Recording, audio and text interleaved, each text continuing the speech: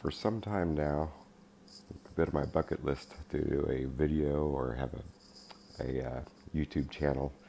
And I figured might as well dive in and start from the beginning. You always want to have your personal protective equipment, your eyes and ear protection, and a giant can of pepper spray. So if somebody comes into your garage and says, "Give me all your sandpaper and no funny business," you turn this bad boy on them, pull the pin, pull the handle, and it sprays them down. If that doesn't work, you can beat them to death with it. We have a wall of chargers for every flavor of battery. I personally am a big fan of these magnets that you can get at Harbor Freight, bar magnets. You can get them free with a purchase just about every month or so, it seems. And remember, in the shop, there's a place for everything and everything in its place. And a place for everything here is this place right here. We have a router table. Have a whole house vacuum where the main unit sits in the garage. And the nice thing about that is it has a switch here and a port here, so you can plug your hose in and sweep out your garage or your car from there. Down here, seemingly just a bucket, is actually what I use for electrolysis for removing rust and making old tools look pretty darn new looking again. And I have this modified scraper bar, which I used to break pallets for a cheap source of wood to experiment with.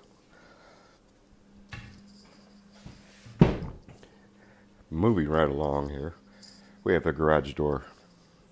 If that's not exciting enough, there's more.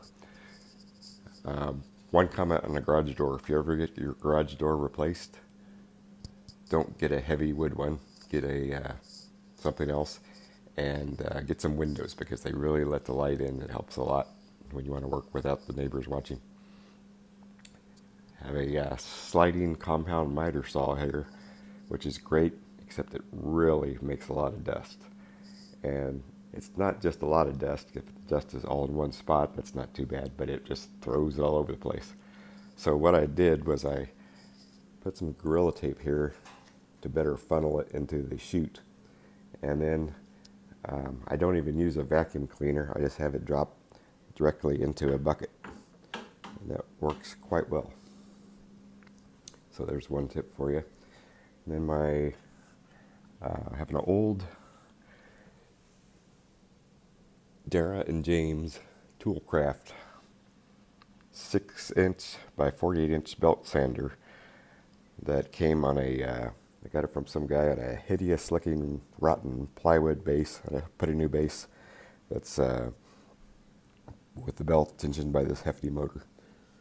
Then I have an oscillating drum and spindle sander, which is mounted on top of the thickness planer, which is mounted on top of a retractable base, which helps to save a lot of space.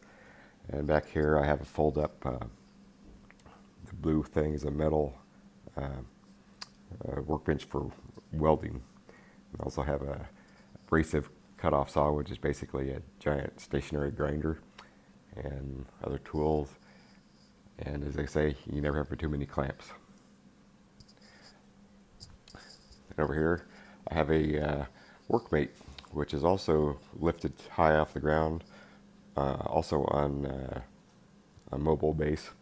I like it up high because my arms are mounted just below my head, and I like to keep things where I can work with them. A vintage Delta 14-inch bandsaw back there that served me well. And over here I have an old, also a Delta brand table saw. It's a real workhorse, got a heavy duty motor, made in the 80s. The downside is it doesn't have a lot of the nice things like the new ones have, like a dust collection hookup. So to do that, I blocked off all the holes with magnetic flexible material. Here's the backside with the hefty motor. And then I actually put the safety guard on there. Not for safety, I never really used it before, but it does keep the dust contained and close by instead of flying all over town. And you need your real estate in your garage, so you need to do everything you can do to save space when you can. So I made these, modified these wings by making the holes and slotting them, so you don't have to unbolt them. You just set them back down on the bolt, which I can't seem to do right now with one hand, but you get the idea. And you always need a couple of waffle irons and a toaster oven in the shop. Collection of hand saws and my stock water heater that has a flame, so all the sawdust can explode. That's always good to know.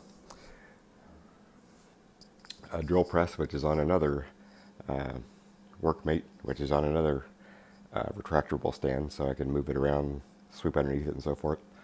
And like I said, remember at Harbor Freight you can quite often get these magnets for free with a purchase, and I have a bunch of them there. That's it for now. Hope you enjoyed the tips, and hope to talk to you again. Thank you. Bye.